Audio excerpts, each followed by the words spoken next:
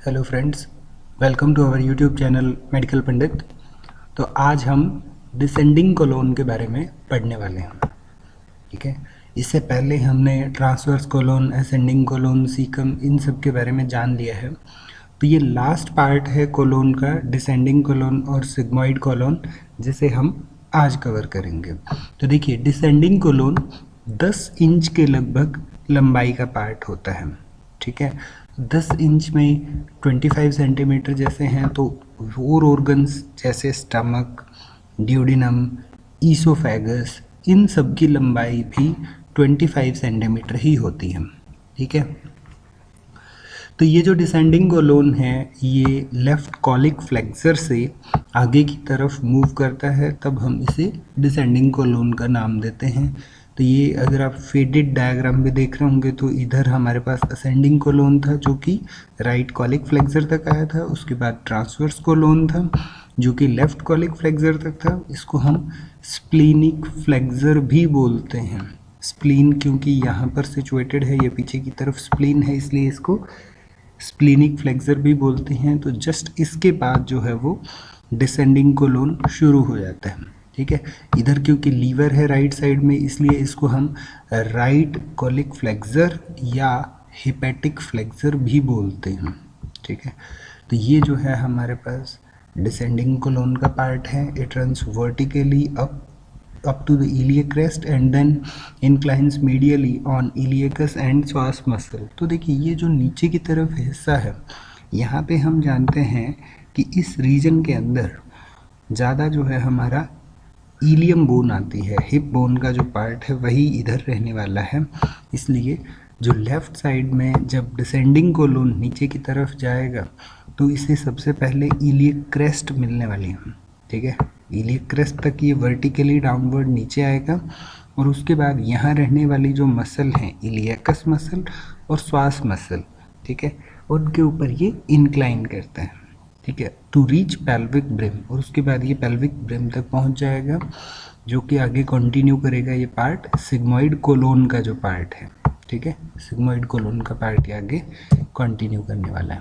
इसके रिलेशंस की बात करें तो यहाँ पर कॉइल्स ऑफ स्मॉल इंटेस्टाइन ये इसके रिलेशंस में रहेंगे, जो कि सामने की तरफ एंटीरियर रिलेशन में है। ठीक है, ग्रेटर ओमेंटम इसके आगे रहने वाला है, इंटीरियर एब्डोमिनल वॉल रहने वाली है, जो कि लगभग पुराने जैसे ही रिलेशंस मिलने वाले हैं। लेकिन पोस्टीरियर के अंदर आप देखें तो यहाँ पर लेफ्ट किडनी आ जाएगी। ठीक है, ट्रांसवर्सस एब्डोमिनिस मसल आ जाएगी। ठीक है, क्वाड्रेटस लंबोरम यहाँ है। उसके बाद इलियक क्रेस्ट है, इलियकस और श्वास तो हमने देख ही लिया क्योंकि इसका कोर्स उस तरीके का है कि ये इस पर इंक्लाइन करने वाले हैं। साथ ही साथ क्योंकि नीचे का हिस्सा है, मतलब इलियक रीजन है, तो वहाँ पर इलियो हाइपोगैस्ट्रिक और इलियो इंग्वाइनल नर्व भी आपको मिलने वाली हैं। ठीक है, तो ये दोनों जो नर्व हैं क्योंकि लंबर प्लेक्सस से आती हैं और ये हिस्सा भी लंबर प्लेक्सस में ही आता है। ठीक है, तो ये नर्व आपको यहाँ मिलेंगी ही मिलेंगे। इसी तरीके से literal cutaneous nerve of thigh जो कि लंबोसेक्रल प्लेक्सस का पार्ट है, ठीक है, उसकी ब्रांच है, तो ये भी आएगी। और फीमोरल नर्व भी यहाँ आएगी। ठीक है, फीमोरल नर्व भी यहाँ आपको मिलने वाली है।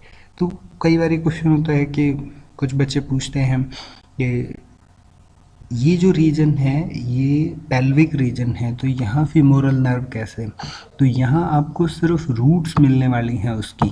ठीक है, जो कि L1, L2, L3, L4, क्योंकि सभी वर्टिब्री हमारे यहाँ रहने वाले हैं, तो इसके ही नियर बाय में ये नर्व ओरिजिनेट करेगी। तो ओरिजिनेट करके उसका कोर्स नीचे की तरफ जाता है।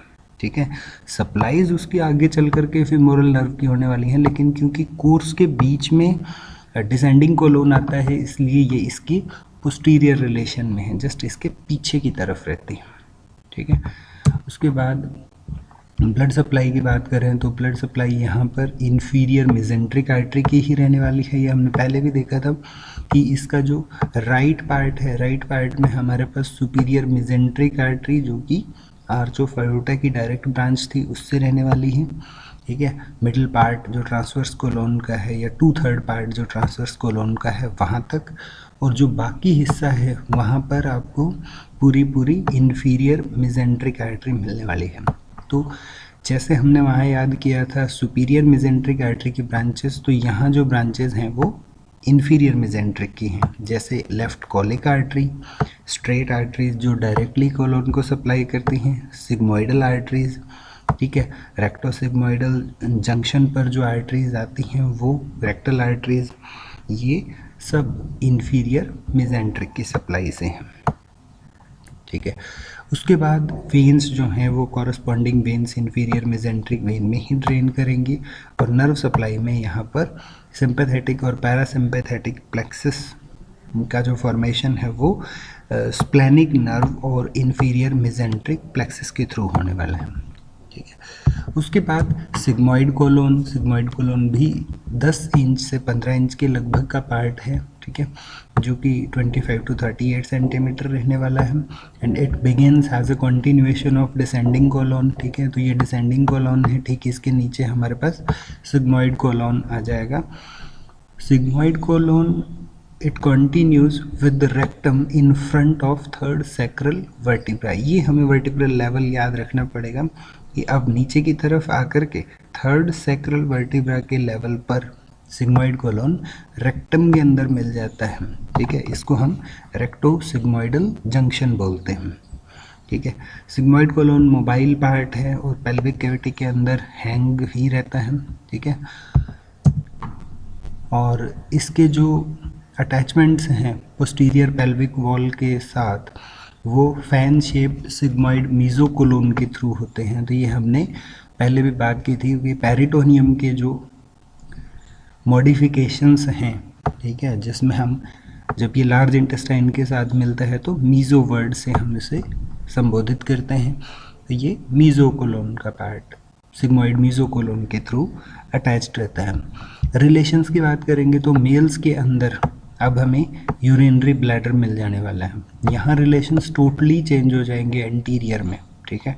तो बहुत ध्यान से हमें इन्हें पढ़ना है कि मेल्स के अंदर यूरिनरी ब्लैडर उन्हें मिल जाएगा और फीमेल्स के अंदर पोस्टीरियर सरफेस ऑफ यूट्रस यहाँ मिल जाने वाला है, ठीक है। तो ये एक पोजीशन हमें ध्यान रखनी है क्योंकि मेल्स में क्या होगा, सिर्फ ब्लैडर है, यहाँ पे फिर पाउच है, ठीक है, रेक्टोवेसिकल पाउच रहेगा और उसके बाद डायरेक्टली यहाँ पर सिग्मोइड कोलोन और रेक्टम आ जाएगा। लेकिन फीमेल्स के अंदर क्या होता है, सबसे आगे ब्लैडर होगा, देन यूट्रस होगा, देन रेक्टम आएगा, ठीक है। तो बीच में यूट्रस आने से क्या होगा, तो जो यूट्रस का पोस्टीरियर पार्ट है, पीछे का जो हिस्सा है यूट्रस का, वो इसके एंटीरियर रिलेशन में आ जाएगा, ठीक है। इसको अगर हम सिग्मोइड कोलोन लिख दें तो ये यूट्रस रहेगा और ये जो है ब्लैडर हो जाएगा। तो फीमेल्स के अंदर ये पोजीशन रहती है ऑर्गन्स की पेल्विस के अंदर, ठीक है। तो ये टोटल पेल्विक का पार्ट है, इसलिए हमें इन्हें ध्यान से पढ़ना है। और यहाँ पर अपर पार्ट जो वेजाइनल अपर पार्ट है वो भी एंटीरियर रिलेशन में रहेगा सिग्मोइड कोलोन के, ठीक है। उसके बाद पोस्टीरियर रिलेशन में जो है टर्मिनल पार्ट ऑफ इलियम, जो इलियम के लोअर कॉइल्स हैं बस वही इससे रिलेटेड रहते हैं। उसके बाद ब्लड सप्लाई में सिग्मोइडल ब्रांचेज जो इन्फीरियर मेसेंट्रिक आर्टरी की हैं, जस्ट अभी हमने थोड़ी देर पहले देखा, तो वो सेम जो ब्रांचेज सिग्मोइडल ब्रांचेज हैं वो इसको सप्लाई करेंगी और इसी तरीके से जो वेन्स ड्रेन करती हैं इन्फीरियर मेसेंट्रिक वेन में कॉरस्पॉन्डिंग वेन्स इसको ड्रेन करेंगी। तो यहाँ पर हमारा कोलोन का पार्ट पूरा हो जाता है, ठीक है। बहुत छोटी छोटी चीज़ें हैं लेकिन यहाँ से प्रॉपर MCQs ज़रूर बनते हैं जो कि ज़्यादातर रिलेशंस को लेकर के हैं, ठीक है। तो रिलेशंस क्योंकि सिग्मोइड कोलोन में चेंज हो जाते हैं, इसी तरीके से जब हम डिसेंडिंग कोलोन के पोस्टीरियर रिलेशंस की बात करेंगे तो यहाँ पे कुछ नर्व आ जाती हैं जैसे इलियो हाइपोगैस्ट्रिक, इलियो इंग्वाइनल। तो ये चीज़ें एग्ज़ाम में पूछी जाती हैं क्योंकि अब NCISM का भी पैटर्न बदल गया है। आयुर्वेदिक एस्पेक्ट की अगर मैं बात करूँ तो वहाँ पर MCQs के अंदर ये क्वेश्चंस लाजमी बनते ही हैं, ठीक है। तो अभी के लिए सिर्फ इतना ही। Thank you so much and keep watching.